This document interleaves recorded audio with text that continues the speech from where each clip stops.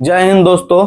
आज हम लोग राज्य जो है राज्य के धन विधेयक, वित्त विधेयक और बजट के ऊपर क्या करने वाले हैं, चर्चा करने वाले हैं। ठीक है, देखिए, केंद्र यानी कि संघ सरकार, केंद्र सरकार की जो धन विधेयक, वित्त विधेयक है उसके ऊपर हम चर्चा भाग 5 में कर लिए हैं। ठीक है, तो भाग 6 में राज्य सरकार के धन विधेयक, वित्त विधेयक के ऊपर चर्चा किया जाएगा। ठीक है, और बजट के ऊपर क्या किया जाएगा, चर्चा किया जाएगा। तो इस वीडियो में धन विधेयक, वित्त विधेयक और बजट के ऊपर चर्चा किया जाएगा। किसके? राज्य सरकार के। ठीक है, और राज्य सरकार के जो विधानमंडल है वो विधानमंडल के कोरम के बारे में चर्चा किया जाएगा। इसके अलावा जिस प्रकार केंद्र सरकार में राष्ट्रपति का अध्यादेश था, वैसे ही इसमें राज्यपाल का अध्यादेश के ऊपर हम क्या करेंगे, चर्चा करेंगे। ठीक है, उसके बाद विधान परिषद की कुछ सीटों की संख्या देखा जाएगा। ठीक है, तो आज की इस वीडियो में इतने चीजों पर हम क्या करने वाले हैं, चर्चा करने वाले हैं। ठीक है, वीडियो को स्टार्ट करने से पहले आपसे क्या, वीडियो को स्टार्ट करने से पहले आपसे एक क्या है, रिक्वेस्ट है कि आप लोग ज्यादा से ज्यादा क्या कीजिएगा, चैनल को सब्सक्राइब कीजिएगा। ज्यादा से ज्यादा चैनल को सब्सक्राइब कीजिए, ज्यादा से ज्यादा शेयर कीजिए। ठीक है, बस यही काम करते रहिए, लाइक वाइक करते रहिए। ठीक है, बेल आइकन को भी दबा दीजिएगा।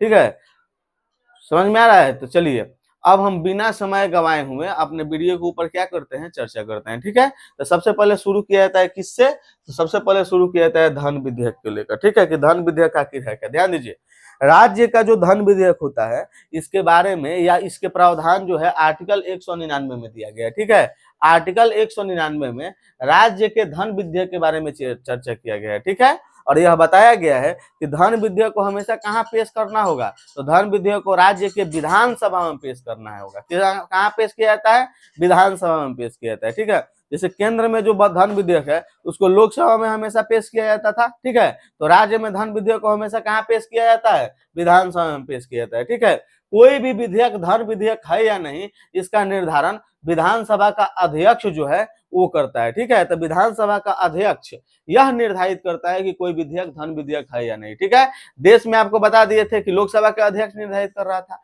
यहाँ पर कौन करता है? विधानसभा का अध्यक्ष निर्धारित करता है। ठीक है, अब एक और बात दिमाग में बिठा लीजिएगा, ये जो धन विधेयक है केंद्र में आपको हम बताए थे कि राष्ट्रपति के पूर्व अनुमति से लाया जाता है। ठीक है, यहाँ पर यह जो धन विधेयक है यह राज्यपाल के पूर्व अनुमति से लाया जाता है। ठीक है, और जब राज्यपाल के पूर्व अनुमति से लाया जाता है बाबू, तो एक चीज दिमाग में बिठा के रखिएगा कि धन विधेयक के ऊपर राज्यपाल किसी भी प्रकार के वीटो शक्ति का प्रयोग नहीं कर सकता है। वीटो शक्ति का प्रयोग नहीं कर सकता है, क्योंकि राज्यपाल के यह पूर्व अनुमति से लाया जाता है। ठीक है, अब ये जो धन विधेयक है ना, इसके लिए विधान परिषद जो है, जो हर एक राज्य में नहीं है, 6 ही राज्य है। ठीक है ना, तो विधान परिषद को 14 दिन का क्या दिया गया है, समय दिया गया है कि विधान परिषद इसे 14 दिन तक क्या कर सकता है, रोक सकता है। 14 दिन के बाद यह जो धन विधेयक है यह अपने आप क्या हो जाता है, पारित हो जाता है। ठीक है, तो ये था हमारे राज्य का धन विधेयक। ठीक है, जो कि केंद्र के धन विधेयक के ही समान था इसकी प्रक्रिया। ठीक है, अब चर्चा करने वाले हैं वित्त विधेयक ऊपर। वित्त विधेयक भी दो कैटेगरी का है, वित्त विधेयक 1 और वित्त विधेयक 2। वित्त विधेयक 1 और वित्त विधेयक 2। तो वित्त विधेयक 1 जो है ना, इसके साथ धन विधेयक की तरह ट्रीटमेंट किया जाता है, लेकिन 2 के साथ धन विधेयक की तरह ट्रीटमेंट नहीं किया जाता है। ये जो हम वित्त विधेयक देख रहे हैं, यहाँ वित्त विधेयक 2 है। ठीक है ना, और 1 जो है वह धन विधेयक के समान है, तो उसको हटाइए बात। ठीक है ना, तो देखिए वित्त विधेयक की चर्चा किसमें किया गया है? आर्टिकल 207 के 3 में। आर्टिकल 207 के 3 में 207 क्लॉज 3, आर्टिकल 207 क्लॉज 3 में, यानी 207 के 3 में वित्त विधेयक के बारे में क्या किया गया है, चर्चा किया गया है। ठीक है, और यह बताया गया है कि ये जो वित्त विधेयक है ना, इसे किसी भी सदन में पेश किया जा सकता है। वित्त विधेयक को किसी भी सदन में पेश किया जाता है, किया जा सकता है। अगर राज्य एक सदनीय है ना, तो विधानसभा में खाली पेश कीजिए। अगर द्विसदनीय है तो आपका मर्जी के ऊपर डिपेंडेंट है, या तो पहले आप विधानसभा में पेश कर दीजिए या विधान परिषद में पेश कीजिए। ठीक है ना, तो वित्त विधेयक को किसी भी सदन में पेश किया जा सकता है, चाहे वो विधानसभा हो चाहे वो विधान परिषद हो। एक और बात, ये जो वित्त विधेयक है ना, इसे लाने के लिए राज्यपाल की पूर्व अनुमति की आवश्यकता नहीं पड़ती है, ठीक है। यानी कि यह राज्यपाल के पूर्व अनुमति से नहीं जाता है, ठीक है। यही कारण है कि वित्त विधेयक जो है, यह वित्त विधेयक नंबर जो खास करके वित्त विधेयक नंबर जो 2 है, इस पर राज्यपाल अपने वीटो शक्ति का प्रयोग कर सकता है, यानी कि इसे रोक सकता है, यानी कि इस पर अपना शक्ति का प्रदर्शन कर सकता है, शक्ति दिखा सकता है, ठीक है ना। यानी कि इसे राज्यपाल की अनुमति से नहीं लाया जाता है, ठीक है। लेकिन वित्त विधेयक में जो वित्त विधेयक टाइप 1 है ना, वह धन विधेयक का प्रावधान पर लागू होता है। वह सेम क्या होता है, धन विधेयक की तरह ही क्या होता है, ठीक है। तो ये है हमारे राज्य के वित्त विधेयक के बारे में। अब राज्य के थोड़ा बजट के ऊपर चर्चा किया जाए, तो राज्य का जो बजट होता है इसके बारे में चर्चा आर्टिकल नंबर 202 में किया गया है, ठीक है ना। राज्य की बजट की चर्चा आर्टिकल 202 में किया गया। केंद्र की बजट की चर्चा, देश की बजट की चर्चा हम बताए थे आर्टिकल 112 में किया गया था। लेकिन राज्य की बजट की चर्चा किसमें किया गया है, आर्टिकल नंबर 202 में किया गया है, ठीक है ना। अब ध्यान दीजिएगा, ये जो बजट है यह सिर्फ विधानसभा में ही पेश किया जा सकता है, ठीक है। और बजट पेश करने का अधिकार राज्य में राज्यपाल को दिया गया है, ठीक है, कि राज्यपाल क्या करेंगे, बजट पेश करेंगे। लेकिन राज्यपाल स्वयं बजट पेश ना करते हुए जो वित्त मंत्री होते हैं राज्य के, उनके द्वारा क्या कराया जाता है, बजट को पेश कराया जाता है। सेम ऐसा ही कंडीशन था देश में भी, ठीक है ना। राष्ट्रपति जो है बजट पेश कर सकता है, लेकिन राष्ट्रपति स्वयं बजट पेश ना करते हुए वित्त मंत्री से क्या करते हैं, बजट पेश करवाते हैं। वही राज्य में भी है, ठीक है ना। राज्यपाल बजट पेश ना करते हुए किससे पेश कराते हैं, वित्त मंत्री से बजट पेश कराते हैं, ठीक है। अब ध्यान दीजिएगा, ये जो जब साधारण विधेयक की बात किया जाए, तो साधारण विधेयक जो होता है ना, वह विधानसभा जो होता है, वह विधानसभा साधारण विधेयक को पारित करके विधान परिषद के पास भेजता है, और विधान परिषद को 3+1 यानी 4 मंथ, कितना मंथ, 4 मंथ का समय देता है। विधान परिषद उसे 4 महीना तक रोक सकता है, ठीक है। अगर 4 महीना के अंदर में विधान परिषद उसे पारित नहीं किया, तो वह विधेयक अपने आप क्या हो जाता है, पारित हो जाता है, अगर कोनो साधारण विधेयक की बात किया जाए, ठीक है। लेकिन देश में ऐसा नहीं था, राज्य में ऐसा है। देश में था कि विधान राज्यसभा को भी पारित करना है, राज्यसभा पारित नहीं करेगा तो रद्द हो जाता था। लेकिन यहाँ पर वैसा नहीं है, ठीक है ना। विधानसभा पारित करेगा किसी साधारण बहुमत को, और विधान परिषद के पास भेजेगा, और विधान परिषद को समय दिया जाएगा कितने दिन का, 4 महीने का।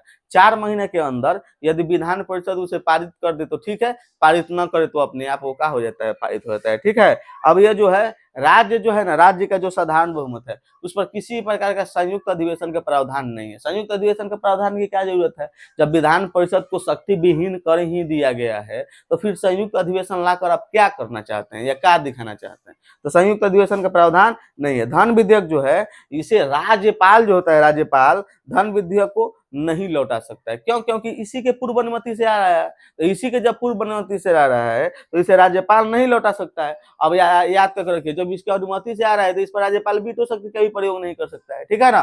तो धन विधेयक को ना राज्यपाल लौटा सकता है और ना ही वीटो शक्ति का प्रयोग कर सकता है। इसे पारित करना क्या है, एकदम अनिवार्य है। कोई दिक्कत समझने में? तो ये था हमारे बजट, और ये था हमारे साधारण विधेयक से संबंधित कुछ पॉइंट, ठीक है। अब हम आपको जमानत राशि के बारे में बताते हैं, ठीक है। जमानत राशि कहने का मतलब चुनाव लड़ने के पहले आपसे यह बताया जाता है कि आप इतना प्रतिशत वोट यदि प्राप्त नहीं कर रहे हैं, तो आपके लिए आपको क्या करना पड़ेगा, कुछ राशि जमा करके चुनाव लड़ना पड़ेगा, ठीक है। और वह राशि आपकी क्या कर ली जाएगी, जब्त कर ली जाएगी। उसे ही कहा जाता है जमानत राशि, ठीक है। अब जमानत राशि क्या होता है, तो अलग अलग के लिए अलग अलग होता है। लोकसभा के लिए जमानत राशि अलग है, विधानसभा के लिए जमानत राशि क्या है, अलग है, ठीक है। लोकसभा के लिए जो भी जमानत राशि है, तो लोकसभा में जमानत राशि 2 कैटेगरी का है। देखिए, जो सामान्य कैटेगरी के लोग हैं, यानी कि जनरल कैटेगरी के लोग हैं, उनके लिए लोकसभा में जमानत राशि 25,000 है। SC ST के लिए कितना है, 12,500। अगर हम बात करें विधानमंडल के, तो विधानमंडल यानी विधानसभा विधानमंडल में, विधानमंडल के निर्वाचन में जो सामान्य कैटेगरी के है, सामान्य कैटेगरी के, उसके लिए कितना है, 10,000 है जमानत राशि। और जो SC ST वाले लोग हैं, उनके लिए कितनी जमानत राशि है, 5,000 रुपए जमानत राशि है, ठीक है ना। अब ध्यान दीजिए, अब हम चर्चा करने वाले हैं राज्य विधानमंडल के कोरम के बारे में। कोरम या गणपूर्ति, ध्यान दीजिएगा, कोरम या गणपूर्ति की जरूरत कब होती है, याद कर रखिए, किसी भी विधानमंडल या संसद के कार्रवाई को जारी करने के लिए, कि आज की कार्रवाई होगी, इसके लिए न्यूनतम कम से कम कितने सदस्य चाहिए, यही क्या कहलाता है, कोरम या गणपूर्ति कहलाता है, ठीक है। यानी सदन को संचालित करने के लिए सदस्यों की न्यूनतम संख्या क्या कहलाती है, कोरम या गणपूर्ति कहलाती है। अब यह संसद में कितना है, 110, 1/10 है, और राज्य में भी कितना है, 1/10 है। यानी राज्य में भी जो विधानसभा है, विधानमंडल जो है, इसके कुल सदस्य संख्या का यदि 1/10 सदस्य अगर अनुपस्थित रहें तो समझ जाइए कि उस दिन कार्रवाई नहीं चलेगी, ठीक है ना। और संसद में भी 1/10 ही है, ठीक है। लेकिन संसद वाला जो गणपूर्ति है इसकी चर्चा आर्टिकल 100 में किया गया है, जबकि विधानमंडल वाला जो गणपूर्ति है इसकी चर्चा आर्टिकल 189 में किया गया है। तो ये था हमारे राज्य के विधानमंडल जो है इसकी कोरम या गणपूर्ति। कितना होता है? 1/10, याद करके रखना है कितना होता है? 1/10। अब हम चर्चा करने वाले हैं राज्यपाल के अध्यादेश की शक्ति के ऊपर, ठीक है ना। तो ध्यान दीजिए, राज्य जो होता है, राज्य के विधानमंडल, राज्य के विधानमंडल का कोई भी ऐसा सदन, खास करके विधानसभा नहीं होता है, 6 गो में विधान परिषद भी है, ठीक है, हटाइए उसको। तो कोई भी सदन यदि कार्रवाई में भाग नहीं ले रही है उस स्थिति में राज्यपाल क्या करते हैं? आपन नियम कानून लाते हैं, ठीक है। और राज्यपाल जो अपना नियम कानून लाते हैं उसे ही कहा जाता है राज्यपाल का अध्यादेश, ठीक है। राष्ट्रपति के अध्यादेश की चर्चा आर्टिकल 123 में किया गया था और राज्यपाल के अध्यादेश की चर्चा 213 में किया गया है। 1-2 को इधर उधर कर दिया गया है, ठीक है। तो राज्यपाल के अध्यादेश की चर्चा किसमें किया गया है? 213 में किया गया है, ठीक है ना। ये जो अध्यादेश होता है ना, अध्यादेश का अधिकतम वैलिडिटी 6 महीने का होता है। कितने दिन का? 6 महीने का होता है। ये जो राज्यपाल का अध्यादेश है, इस अध्यादेश की अधिकतम वैलिडिटी कितने दिन की होती है? 6 महीने की होती है, ठीक है। लेकिन 6 महीना के अंदर में ही अगर विधानसभा सुचारू ढंग से अपना कार्य करने लगे या अस्तित्व में आ जाए, तब उसी समय से जब विधानसभा सुचारू ढंग से अपना कार्य करने लगेगी तब से कितना दिन समय दिया जाएगा? 1 सप्ताह का समय दिया, 6 सप्ताह का समय दिया जाएगा, यानी कि 42 दिन। राज्यपाल के अध्यादेश की अवधि कितने दिन की रहती है? 42 दिन, ठीक है ना।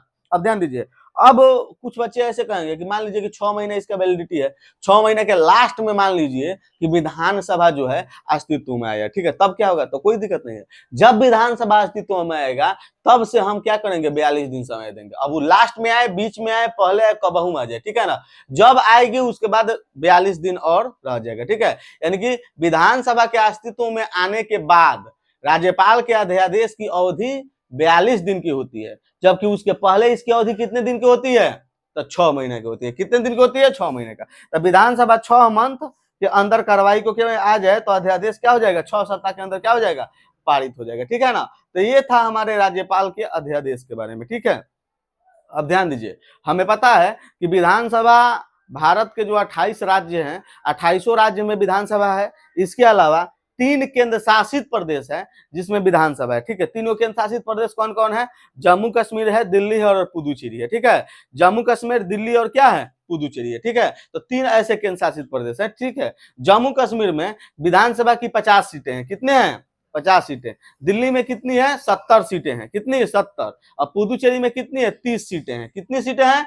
30 सीटें। तो यह है विधानसभा की सीट किस में? केंद्र शासित प्रदेश में। इसके अलावा 28 ऐसे राज्य हैं जिसमें विधानसभा की अपनी अपनी सीटें हैं, ठीक है। तो उसके ऊपर हम चर्चा नहीं करेंगे। लेकिन विधान परिषद जो है वह मात्र 6 राज्य में है, ठीक है। तो मात्र 6 राज्य में जो विधान परिषद है उसके सीटों की संख्या जानना जरूरी है, ध्यान दीजिएगा। तो 6 राज्य में जिसमें विधान परिषद है उसके सीट देख लीजिए। आपको पता है, पहले भी आपको बता दिए हैं कि विधान परिषद किस किस राज्य में है, ठीक है ना। तो बिहार, यूपी, ऊपर के 2 राज्य हैं, नीचे महाराष्ट्र, कर्नाटक, तेलंगाना, आंध्र प्रदेश, ठीक है। तो बिहार में विधान परिषद की 75 सीट है। कितनी सीट है? 75। बिहार में विधानसभा की कितनी सीटें हैं? 75 सीट है। यूपी में कितनी है? 100 सीट है। यूपी में कितनी है? 100 सीट। इसके बाद आइए, महाराष्ट्र में 78 गो है, कर्नाटक में 75 गो है। महाराष्ट्र में 78, कर्नाटक में 75, महाराष्ट्र में 78, कर्नाटक में 75, तेलंगाना में है 40 गो, आंध्र प्रदेश में है 50 गो। तेलंगाना बेटा होलो तो 40, आंध्र प्रदेश होकर बाप होलो तो 50, ठीक है। तो तेलंगाना में कितना? 40, आंध्र प्रदेश में 50। तेलंगाना में 40, आंध्र प्रदेश में 50, ठीक है। क्लियर हो गया। महाराष्ट्र 78, कर्नाटक 75, तेलंगाना 40, आंध्र प्रदेश 50, बिहार 75, यूपी 100 है, ठीक है। सबसे ज्यादा किसमें है? यूपी में है, ठीक है। सबसे कम किसमें है? तो ये अभी हम पूरा डाटा नहीं बताए हैं राज्य वाला, तो कैसे आप अंदाजा मिला सकते हैं, ठीक है। और केंद्र शासित प्रदेश में पूछेगा कि केंद्र शासित प्रदेश में सबसे अधिक विधानसभा की सीट किस में है? तो दिल्ली में है, ठीक है। और केंद्र शासित प्रदेश में सबसे कम किस में है? तो पुदुचेरी में है। किस में है? पुदुचेरी। यानी 3 गो में हिले है, कौन दिखा समझने में? चलिए, तो ये था आज की भाग 6 के कुछ अंशों के ऊपर हम चर्चा किए थे, ठीक है। फिर हम नेक्स्ट वीडियो में नेक्स्ट टॉपिक के साथ आपको मिलेंगे हम, ठीक है। अब हमारा टॉपिक रह गया है क्या, तो अब हमारा टॉपिक रह गया है बाबू, अब हम कोर्ट कचहरी आपको घुमाएंगे, यानी न्यायपालिका के बारे में आपको बताने वाले हैं, ठीक है। क्लास के अंत करने से पहले आपसे एक रिक्वेस्ट फिर से किया जा रहा है कि आप वीडियो को ज्यादा से ज्यादा शेयर कीजिए और अपने साथियों के पास ज्यादा से ज्यादा क्या कीजिए, कहिए कि उसको लाइक करे, सब्सक्राइब करे, ठीक है। और ऐसा करने से क्या होगा कि हमारा जो वीडियो है या ज्यादा से ज्यादा चलेगा, जिसके कारण ज्यादा सब्सक्राइबर लोग यूट्यूब आएंगे और वीडियो को एक स्थायित्व मिलेगा, ठीक है ना। चलिए मिलते हैं फिर आपसे नेक्स्ट वीडियो में, तब तक के लिए लेते हैं आपसे विदा, जय हिंद।